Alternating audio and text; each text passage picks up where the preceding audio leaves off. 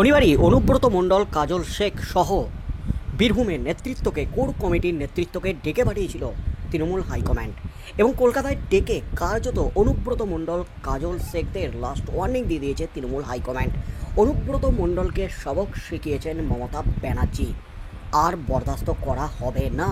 অনুব্রত মণ্ডলের কুকথা কাণ্ডে রীতিমতো উত্তাল হয়েছে রাজ্য রাজনীতি।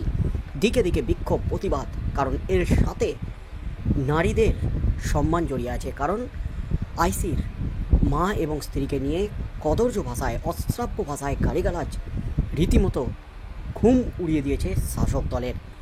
বিরোধীরা 26 বিধানসভা ভোটের আগে এটাকে হাতিয়ার করে, এটাকে ইস্যু করে প্রচার শুরু করে দিয়েছে জোর কদমে। আর এই মুহূর্তে কিন্তু অনুব্রত মণ্ডলকে শনিবারই লাস্ট ওয়ার্নিং দিয়ে দিয়েছেন মমতা ব্যানার্জি। কিন্তু মমতা ব্যানার্জির লাস্ট ওয়ার্নিংকে থোড়াই কেয়ার। জেলায় ফিরেই কিন্তু ফের নিজস্ব ছন্দে, নিজের স্টাইলে কিন্তু ফের দলের গাইডলাইনের উল্টো সুরে বৈঠক ডেকেছেন অনুব্রত মণ্ডল। অনুব্রত মণ্ডলকে মমতা ব্যানার্জি ফোন করে সাফ বার্তা দিয়েছিলেন, কোনো রকম মিছিল, মিটিং, বৈঠক আপনি ডাকতে পারবেন না, যা ডাকবে আশিস বন্দ্যোপাধ্যায়। অর্থাৎ অনুব্রত মণ্ডলের সভাপতির পদ খারিজ হয়ে যাওয়ার পর কার্যত তার হাত থেকে সমস্ত ক্ষমতাও কেড়ে নিয়েছেন মমতা ব্যানার্জি। যে অনুব্রত মণ্ডল গরু পাচার মামলায় জেলে থাকাকালীন তার উপর মাথায় হাত ছিল মমতা ব্যানার্জির, অনুব্রত মণ্ডলকে বীরের সম্মান দিয়ে জেল থেকে নিয়ে আসার ঘোষণা করেছিলেন মমতা ব্যানার্জি। অনুব্রতকে বাঘের সাথে তুলনা করেছিলেন ফিরহাদ হাকিম। সেই অনুব্রত মণ্ডলই কিন্তু তিতিবিরক্ত মমতা ব্যানার্জি, এমনই কিন্তু খবর উঠে আসছে। শনিবারই অনুব্রত মণ্ডলকে কড়া বার্তা এবং ধমক দেওয়ার পরপরই কিন্তু পাল্টি মেরে ফের দলের গাইডলাইনের বিরুদ্ধে গিয়ে বৈঠক ডাকেন অনুব্রত। আর তার পরপরই কিন্তু অনুব্রতর বিরুদ্ধে তৃণমূল হাইকমান্ডের কাছে জমা পড়ে দলীয় শৃঙ্খলা ভঙ্গের অভিযোগ। মারাত্মক অভিযোগ জমা পড়তেই কিন্তু নড়ে চড়ে বসে তৃণমূল হাইকমান্ড। তার পরপরই কিন্তু রাতেই অনুব্রত মণ্ডলকে একেবারে চরম বার্তা মমতার। এই মুহূর্তের সবচেয়ে বড় খবর, অনুব্রত মণ্ডলকে একেবারে কড়া বার্তা দিয়ে দিলেন তৃণমূল সুপ্রিমো মমতা ব্যানার্জি, এমনই কিন্তু খবর উঠে আসছে। মমতার নির্দেশে তৃণমূল হাইকমান্ড এবার অনুব্রত মণ্ডলকে যা বার্তা দিল তাতেই কিন্তু আরও কোণঠাসা অনুব্রত মণ্ডল। তাকে বীরভূমের বাঘ বলেছিলেন ফিরহাদ হাকিম। জেলার তৃণমূলের শেষ কথা ছিলেন তিনি। সেই অনুব্রত মণ্ডল কি এখন বীরভূমে শুধুই একজন তৃণমূলের সাধারণ নেতা? রবিবার তৃণমূল নেতৃত্ব কড়া বার্তা দিয়েছে, বীরভূমে তৃণমূলের কোর কমিটির চেয়ারপারসন আশিস বন্দ্যোপাধ্যায় ছাড়া আর কেউ জেলায় কোনো বৈঠক ডাকতে পারবে না। জেলায় বৈঠক ডাকার একমাত্র অধিকার রয়েছে চেয়ারপারসনের। আগামী 25শে জুন বীরভূমে কোর কমিটির বৈঠক নিয়ে একটি হোয়াটসঅ্যাপ গ্রুপে অনুব্রতর বার্তার পর তৃণমূল নেতৃত্বের এই বক্তব্য যথেষ্ট তাৎপর্যপূর্ণ। শনিবার কলকাতায় এসেছিলেন বীরভূমের শাসক দলের দুই নেতা কাজল শেখ এবং অনুব্রত। তাদের নিয়ে আলাদা করে বৈঠক করেছিলেন সুব্রত বক্সি, ফিরহাদ হাকিমরা। গোষ্ঠীদ্বন্দ্বের ঊর্ধ্বে উঠে সংঘবদ্ধভাবে লড়াইয়ের বার্তা দেওয়া হয়েছে দুজনকে। দল যাতে কোনোভাবে বিড়ম্বনার মধ্যে না পড়ে তা দেখতেও দুই নেতাকে নির্দেশ দেওয়া হয়েছে। অনুব্রত শনিবার বীরভূমে ফিরে যাওয়ার পরপরই আগামী 25শে জুন কোর কমিটির একটি বৈঠক ডাকা হয়। সূত্রের খবর, যে মুহূর্তে বোলপুর জেলা তৃণমূল কংগ্রেসের মূল হোয়াটসঅ্যাপ গ্রুপে বৈঠকে ডাক দিয়েছেন কোর কমিটির চেয়ারপারসন আশিস বন্দ্যোপাধ্যায়, তার কিছুক্ষণ পরই অনুব্রত অনুগামীদের গ্রুপেও ঢোকে একটি বার্তা, যার নিচে কার্যত নেতৃত্ব বোঝাতে লেখা রয়েছে ধন্যবাদান্তে অনুব্রত মণ্ডল। অনুব্রতর এই ঘোষণার পরপরই কিন্তু তৃণমূলের অন্দরেই চাপান উত্তর তৈরি হয়। তৃণমূল নেতৃত্ব মনে করছে শৃঙ্খলা ভঙ্গ করেছেন অনুব্রত, অনধিকার চর্চাও করছেন। কারণ অনুব্রত এখন জেলার সভাপতি নন, তিনি কোর কমিটির একজন সদস্য মাত্র।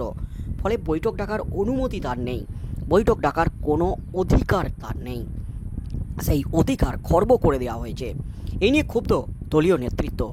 এদিন স্পষ্ট জানিয়ে দেওয়া হলো অনুব্রত মণ্ডলকে বীরভূমে কোনো বৈঠক ডাকতে পারবেন না অনুব্রত মণ্ডল। আর এই বৈঠক ডাকতে পারবেন শুধুমাত্র কোর কমিটির চেয়ারপারসন আশিস বন্দ্যোপাধ্যায়। অনুব্রত কিংবা কাজল কেউ নন। দলীয় নেতৃত্বের এই বার্তার পর অনুব্রত এরপর কি করেন, এরপর অনুব্রত স্ট্যান্ড কি হতে চলেছে সেদিকেই কিন্তু তাকিয়ে রয়েছে গোটা রাজ্যবাসী। অনুব্রত মণ্ডলের স্ট্যান্ড এবার কি হবে? অনুব্রত মণ্ডল এবার কী পদক্ষেপ নেবে? আগামী দিনে অনুব্রত মণ্ডলকে নিয়ে যে জল্পনা চলছে, যখন কদর্য ভাষায় পুলিশকে আক্রমণ করেন এবং তার সাথে সাথে অনুব্রত মণ্ডলের বিরুদ্ধে যখন জামিন অযোগ্য ধারায় মামলা দায়ের হয়, ঠিক সেই মুহূর্তে দল থেকে সাসপেন্ড করা হতে পারে অনুব্রত মণ্ডলকে, এমন দাবি উঠেছিল এবং তিনি দল ছাড়তে পারেন এমন দাবিও কিন্তু উঠেছিল বিভিন্ন মহলে। তবে অনুব্রত মণ্ডল কিন্তু স্পষ্ট বার্তা দিয়ে দিয়েছেন, তিনি দল ছাড়লে তাকে তো জেল খাটতে হতো না, তাই জেল যখন তিনি খেটেছেন তখন তিনি তৃণমূল ছাড়বেন না, তৃণমূলই থাকবেন, এমনই কিন্তু বার্তা দিয়েছেন অনুব্রত মণ্ডল। তবে দিন দিন এতটাই কোণঠাসা হয়ে যাচ্ছেন দলে, তাতে অনুব্রত মণ্ডল নিজের ক্ষমতা জাহির করার, অস্তিত্ব রক্ষার লড়াইয়ে বারবার নিজের ক্ষমতা বোঝানোর চেষ্টা করলেও পিছন থেকে কিন্তু টেনে ধরেছে তৃণমূল হাইকমান্ড। অনুব্রত মণ্ডলকে কড়া বার্তা দেওয়ার পর, লাস্ট ওয়ার্নিং দেওয়ার পর ফের যখন পাল্টি মেরে নিজের ক্ষমতা দেখানোর চেষ্টা করলেন অনুব্রত মণ্ডল, ঠিক সেই মুহূর্তে অনুব্রতর কাছে এলো সাফ বার্তা, কোনো রকম মিটিং মিছিল ডাকতে পারবেন না অনুব্রত মণ্ডল, এমনই কিন্তু জানিয়ে দেওয়া হলো অনুব্রত মণ্ডলকে। শুধুমাত্র অনুব্রত মণ্ডল নয়, কাজল শেখও কিন্তু মিটিং মিছিল ডাকতে পারবেন না, কোনো সিদ্ধান্ত নিতে পারবেন না দলের মধ্যে, অনধিকার চর্চা করে ফেলছেন তারা, এমনই কিন্তু দাবি করা হয়েছে। কারণ অনুব্রত গোষ্ঠী এবং কাজল শেখ গোষ্ঠীর মধ্যে যে দ্বন্দ্ব চলছে, এই দ্বন্দ্ব মেটাতেই কিন্তু এই উদ্যোগ নিয়েছে তৃণমূল হাইকমান্ড। তাই অনুব্রত মণ্ডল জেল যাত্রার পরপরই কিন্তু সব কিছুই পাল্টে গেছে। অনুব্রত মণ্ডল যার একচ্ছত্র অধিকার ছিল, ক্ষমতা ছিল বীরভূমের বাঘ বলা হতো, যাকে একেবারে বেতাজ বাদশাহ বলা হতো বোলপুরের, সেই অনুব্রত মণ্ডল এখন শুধুমাত্র কোর কমিটির একজন সাধারণ সদস্য। তাই অনুব্রত মণ্ডলকে তৃণমূল হাইকমান্ডের কড়া বার্তার পর এবার কি প্রতিক্রিয়া দেন অনুব্রত মণ্ডল, এবার কি স্টেপ নেন অনুব্রত মণ্ডল, কি হতে চলেছে আগামী দিনে, সেদিকেই চোখ থাকবে গোটা রাজ্যের।